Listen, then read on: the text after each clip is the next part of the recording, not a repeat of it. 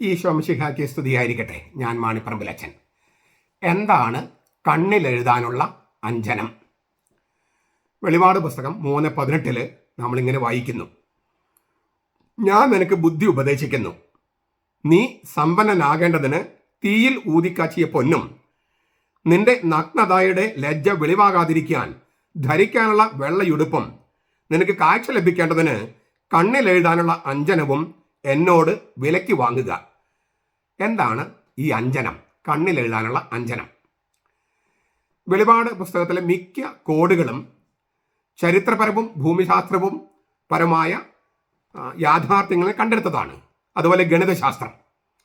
ഇപ്പോഴത്തെ തുർക്കിയിൽ അതിന് രണ്ട് ഭാഗമുണ്ട്. ഒന്ന് യൂറോപ്യൻ ഭാഗം, മറ്റൊന്ന് ഏഷ്യൻ ഭാഗം. ഈ ഏഷ്യൻ ഭാഗത്തുള്ള ഒരു വലിയ പ്രദേശമാണ് അനറ്റോളിയ. അവിടെയുള്ളൊരു ഒരു ഒരു സംസ്ഥാനം പോലത്തെ സ്ഥലമാണ് ഫ്രീഗിയ. ഫ്രീജിയ എന്നും പറയും. ഫ്രീഗിയ, ഗ്രീക്കിൽ ഫ്രീഗിയ. അവിടേക്കുള്ള ഒരു കവാടമായിട്ടാണ് ലവോദിക്കിയ പട്ടണം അറിയപ്പെടുന്നത്. ഇപ്പം നമ്മൾ കടലിൽ നിന്ന് വരുമ്പോൾ ചിലപ്പം കൊച്ചിയെ ഇല്ലേ കേരളത്തിലേക്കുള്ള കവാടം എന്നൊക്കെ പറയുമല്ലോ, അങ്ങനെ പറയുന്നത് പോലെ. അല്ലെങ്കിൽ നമ്മൾ വാളയാറ്, തമിഴ്നാട്ടിൽ നിന്നും ഇങ്ങോട്ടുള്ള ആ മലയുടെ ഇടുക്ക്, അത് ഒരു കേരളത്തിലേക്കുള്ള കവാടം എന്ന് പറയുന്നത് പോലെ വളരെ പ്രധാനപ്പെട്ട ഒരു കവാടമായി അറിയപ്പെട്ടിരുന്ന സ്ഥലമാണ് ലവോദിക്കിയ. ഈ ലവോദിക്കിയ ആ പട്ടണം സ്ഥാപിക്കപ്പെട്ടത് BC 261 അന്തിയോക്കസ് രണ്ടാമൻ എന്ന് പറഞ്ഞ രാജാവാണ് ഇതിനെ ഒരു വലിയ പട്ടണമായിട്ട് സ്ഥാപിച്ചത്, ലവോദിക്കിയ. ഫിലാഡൽഫിയ എന്ന് പറയുന്ന പട്ടണത്തിൽ 40 മൈലുകൾക്ക് അകലെയാണിത്. എഫേസസിൽ നിന്ന് 80 മൈലുകൾക്ക് അകലെയാണ് ലവോദിക്കിയ. ഇതിൻ്റെ അപ്പുറത്തും ഇപ്പുറത്തും, അതായത് മുകളിലും അപ്പുറത്തും വടക്കും തെക്കുമുള്ള അയൽപ്പക്ക സിറ്റികളാണ്. ഒന്ന് ഹിയറാപോളിസും മറ്റൊന്ന് കൊളോസെ. കൊളോസയിലെ സഭയ്ക്ക് ലേഖനം എഴുതുന്നുണ്ട് പൗലോസ്. എഫേസസിലെ സഭയ്ക്ക് ലേഖനം എഴുതുന്നുണ്ട്. ഇതൊക്കെ ഇതിനടുത്തടുത്താണ് കിടക്കുന്ന സ്ഥലങ്ങളാണ്. ഈ ലവോദിക്കയിലേക്ക് വരുന്ന വെള്ളം ഹിയറാപോളിസിൽ ഉത്ഭവിക്കുന്ന ഹോട്ട് സ്പ്രിങ്സ്, അതായത് ചൂടുവെള്ളമാണ്. ആ ചൂടുവെള്ളമാണ് ഹിയറാപോളിസിൽ. ആ നദി ഒഴുകി ഒഴുകി ഈ ലവോദിക്കിയ സ്ഥലത്ത് എത്തുമ്പോൾ വെള്ളത്തിൻ്റെ ചൂടാറും, ലൂക്ക് വാം. അപ്പോൾ ഒരു തണുപ്പില്ല, ചൂടുമില്ല, അങ്ങനത്തെ ഒരു വെള്ളമായിട്ട് മാറും. മാത്രമല്ല ചെറിയ സൾഫറിൻ്റെ കണ്ടന്റ് കൂടിയിട്ട് ചെറിയൊരു നാറ്റം വരും. ഇങ്ങനെയൊക്കെ ഒരു സ്ഥിതിവിശേഷമുണ്ട്. ഈ പശ്ചാത്തലത്തിലാണ്, അതായത് ചൂട് കുറയുന്നു, സൾഫറിൻ്റെ കണ്ടന്റ് കൂടുന്നു, ചെറിയ നാറ്റമുണ്ട്. ഈ ഒരു പശ്ചാത്തലത്തിലാണ് ലവോദിക്കിയയിലെ സഭയ്ക്കുള്ള ലേഖനം എഴുതുന്നത്. അത് നിങ്ങൾക്ക് കൂടുതൽ കാര്യങ്ങൾ അറിയാൻ താല്പര്യമുണ്ടെങ്കിൽ എൻ്റെ ഒരു ഗ്രന്ഥമുണ്ട്, ഇംഗ്ലീഷാണ്, അപ്പക്കലിപ്സ് അൺസീൽഡ്. അപ്പക്കലിപ്സ് അൺസീൽഡ്. ഇതൊരു സീരീസാണ്. അതിൽ ആ സീരീസിൻ്റെ പേര് എർഹോമായി, ഐ ആം കമ്മിങ്, ഞാൻ ഇതാ വരുന്നു. Book of revelation as heavens liturgy on earth. വെളിപാട് പുസ്തകം സ്വർഗത്തിൻ്റെ ലിറ്റർജി ഭൂമിയിൽ, ആ അർത്ഥത്തിൽ അവതരിപ്പിച്ചിരിക്കുന്നതാണ്. 1000ഓളം പേജുണ്ട്. ഇംഗ്ലീഷിലാണ്. താല്പര്യമുള്ളവരും വായിക്കാൻ അറിയുന്നവരും ഇത് വാങ്ങിച്ച് വായിച്ചാൽ കൊള്ളാം. ആളൊരു ബിബ്ലി അക്കാദമിയാണ് പ്രസിദ്ധപ്പെടുത്തിയിരിക്കുന്നത്. അപ്പോൾ അത് നിങ്ങൾക്കത് വാങ്ങിക്കാം. ഇതിൻ്റെ ഫോൺ നമ്പർ, പുസ്തകം വാങ്ങിക്കാൻ താല്പര്യമുള്ളവർക്ക് ഞാൻ ഫോൺ നമ്പർ ഈ ഡിസ്ക്രിപ്ഷനകത്ത് കൊടുക്കുകയും ചെയ്യാം. നമുക്ക് ആ ലേഖനം ഒന്ന് ആദ്യം കേൾക്കാം. ലവോദിക്കിയയിലെ സഭയുടെ ദൂതൻ എഴുതുക: വിശ്വസ്തനും സത്യവാനുമായ സാക്ഷിയും ദൈവത്തിൻ്റെ സൃഷ്ടിയുടെ ഉത്ഭവവും ആയിരിക്കുന്ന ആമേൻ അരുളി ചെയ്യുന്നു. നിന്റെ പ്രവൃത്തികൾ ഞാൻ അറിയുന്നു. നീ ചൂടുള്ളവനല്ല, തണുപ്പുള്ളവനുമല്ല. നീ തണുപ്പുള്ളവനോ ചൂടുള്ളവനോ ആയിരുന്നെങ്കിൽ എന്ന് ഞാൻ ആഗ്രഹിക്കുന്നു. ഇങ്ങനെ തണുപ്പുള്ളവനോ ചൂടുള്ളവനോ ആകാതെ ശീതോഷ്ണനാവാൻ ആകയാൽ നിന്നെ ഞാൻ എൻ്റെ വായിൽ തുപ്പിക്കളയും. എന്നാൽ ഞാൻ ധനവാൻ, ഞാൻ സമ്പന്നനായിരിക്കുന്നു, എനിക്കൊന്നിനും മുട്ടില്ല എന്ന് നീ പറയുന്നു. എന്നാൽ നീ ദൗർഭാഗ്യവാനും അരിഷ്ടനും ദരിദ്രനും കുരുടനും നഗ്നനുമാണെന്ന് നീ അറിയുന്നില്ല. ഞാൻ നിനക്ക് ബുദ്ധി ഉപദേശിക്കുന്നു, നീ സമ്പന്നനാകേണ്ടതിന് തീയിൽ ഊതിക്കാച്ചിയ പൊന്നും നിന്റെ നഗ്നയുടെ ലജ്ജ വെളിവാകാതിരിക്കാൻ ധരിക്കാനുള്ള വെള്ളയെടുപ്പം നിനക്ക് കാഴ്ച ലഭിക്കേണ്ടതിന് കണ്ണിലെഴുതാനുള്ള അഞ്ജനവും എന്നോട് വിലയ്ക്ക് വാങ്ങുക. എനിക്ക് പ്രിയമുള്ളവരെയെല്ലാം ഞാൻ ശാസിക്കുകയും ശിക്ഷിക്കുകയും ചെയ്യുന്നു. അതിൽ നീ തീക്ഷ്ണതയുള്ളവനായിരിക്കുക, മാനസാന്തരപ്പെടുക. ഇതാ ഞാൻ വാതിൽ മുട്ടുന്നു. ആരെങ്കിലും എൻ്റെ ശബ്ദം കേട്ട് വാതിൽ തുറന്നു തന്നാൽ ഞാൻ അവൻ്റെ അടുക്കൽ ചെന്ന് അവനോടും അവൻ എന്നോടും കൂടെ അത്താഴം കഴിക്കും. വിജയിക്കുന്നവന് ഞാൻ എന്നോടത്ത് എൻ്റെ സിംഹാസനത്തിൽ ഇരുത്തും. ഞാൻ വിജയം വരിച്ച് എൻ്റെ പിതാവിനോട് കൂടി അവൻ്റെ സിംഹാസനത്തിൽ ഇരിക്കുന്നത് പോലെ തന്നെ. ആത്മാവ് സഭകളോട് പറയുന്നത് എന്തെന്ന് ചെവിയുള്ളവൻ കേൾക്കട്ടെ. ഈ ലവോദിക്കിയയിൽ വെള്ളമൊക്കെ ഇങ്ങനെയൊക്കെ ആണെങ്കിലും നമ്മുടെ ഏതാണ്ട് കൊച്ചി പോലെ പറയാം, നാറ്റവും കൊതുകൊക്കെ ഉണ്ടെങ്കിലും വലിയ വ്യാപാര കേന്ദ്രമാണല്ലോ, അതുപോലത്തെ ഒരു വലിയ വ്യാപാര കേന്ദ്രമായിരുന്നു ലവുദിക്ക. ഒരു ബാങ്കിങ് സെന്റർ തന്നെ അവിടെ ഉണ്ടായിരുന്നു. വ്യവസായം, വാണിജ്യം, അങ്ങനെ ഒരുപാട് സാമ്പത്തികമായിട്ട് വളർന്ന ഒരു സ്ഥലമാണ്. തുണിത്തരങ്ങൾ, കാർപ്പറ്റുകൾ, കറുത്ത കമ്പിളി പുതപ്പുകൾ, ഒരു മെഡിക്കൽ അക്കാദമി, പിന്നെ കയറ്റുമതി ചെയ്തിരുന്നത് ഫ്രീഗിയൻ പൗഡർ എന്ന് പറയുന്ന ഒരു തരം കണ്ണിൽ പുരട്ടാവുന്ന ഒരു ലേപനമാണ്, കൺമഷി. അതാണ് ഏറ്റവും വലിയ എക്സ്പോർട്ടർ. ഫ്രീഗിയൻ പൗഡർ എന്നാണ് അതിന് പറയുക. കണ്ണിൽ എഴുതാനുള്ള അഞ്ജനം അല്ലെങ്കിൽ കണ്ണിൽ എഴുതാനുള്ള കൺമഷിയാണ്.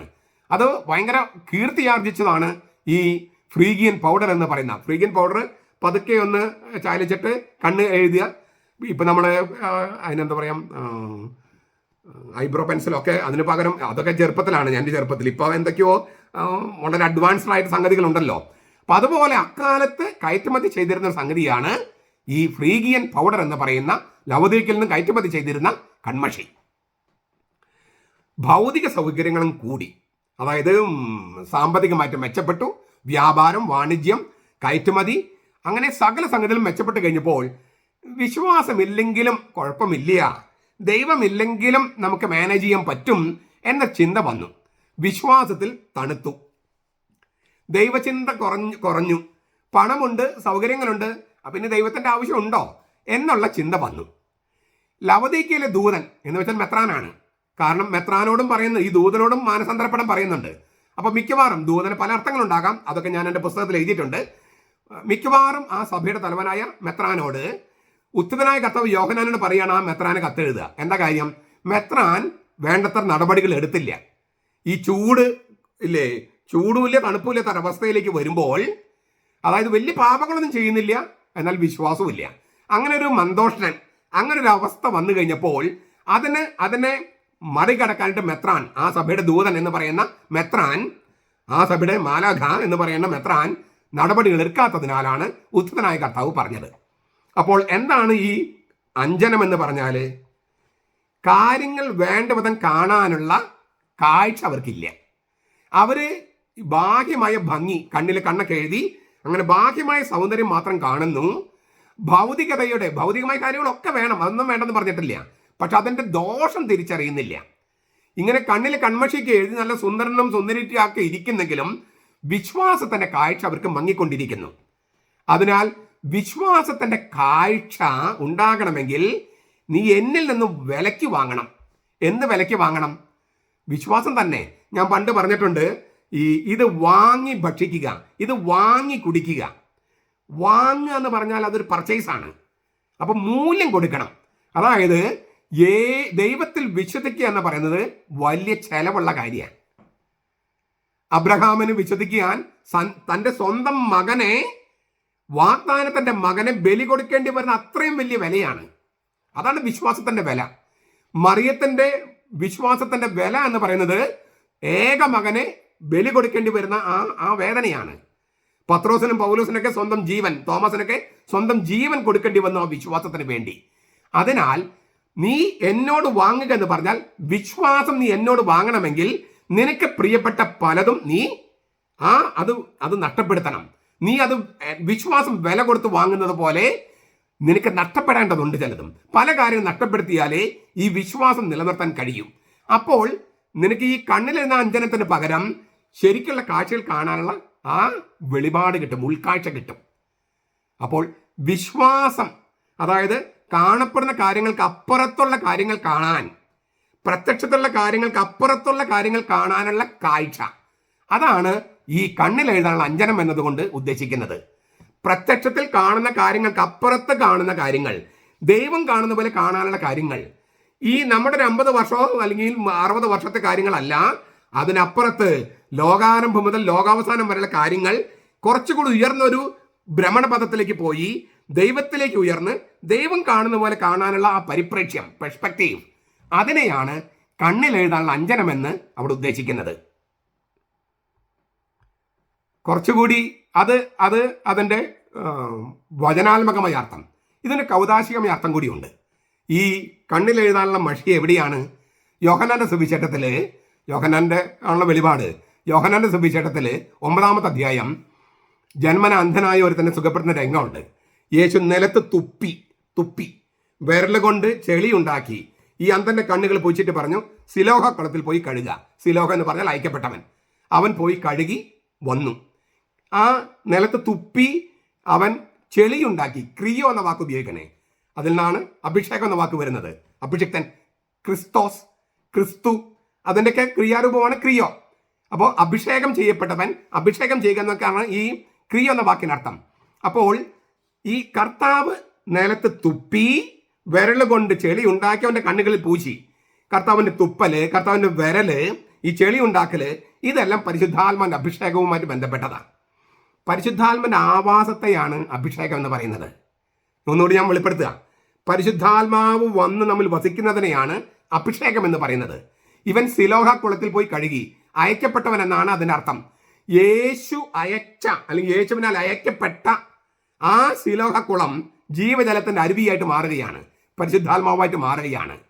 പരിശുദ്ധാത്മാവിൻ്റെ ദാനം സ്വീകരിക്കുമ്പോൾ, പരിശുദ്ധാത്മാവാകുന്ന ദാനം സ്വീകരിക്കുമ്പോൾ നമുക്ക് ഈ കാഴ്ച ഉണ്ടാകുകയാണ്, വിശ്വാസത്തിൻ്റെ കാഴ്ച ഉണ്ടാകുകയാണ്. അപ്പോൾ പരിശുദ്ധാത്മാവാണ്, പരിശുദ്ധാത്മാവിൻ്റെ അഭിഷേകമാണ്, പരിശുദ്ധാത്മാവിൻ്റെ ആവാസമാണ് കണ്ണിൽ എഴുതാനുള്ള അഞ്ജനം. അത് കൗതാശികമായി സ്വീകരിക്കുന്നത് നമ്മൾ സ്ഥൈർലേപനത്തിന് എന്താ ചെയ്യുന്നത്?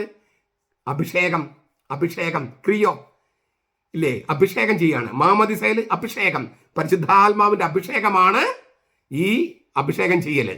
പരിശുദ്ധാത്മാവിൻ്റെ ആവാസമാണ് ഈ അഭിഷേകം ചെയ്യല്. കൗതാശികമായിട്ട് അത് മാമോദീസ, സ്ഥൈർലേപനം തുടങ്ങിയ കൂതാശകളിൽ ലഭിക്കും.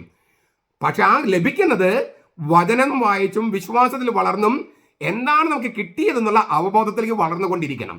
അനുനിമിഷം ഓരോ ദിവസവും അങ്ങനെ സംഭവിക്കുമ്പോൾ യഥാർത്ഥ കാഴ്ചയുണ്ടാകും.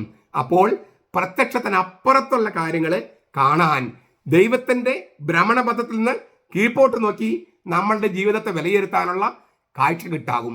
ഇതാണ് കണ്ണിലെഴുതാനുള്ള കൺമഷി അഥവാ അഞ്ജനം.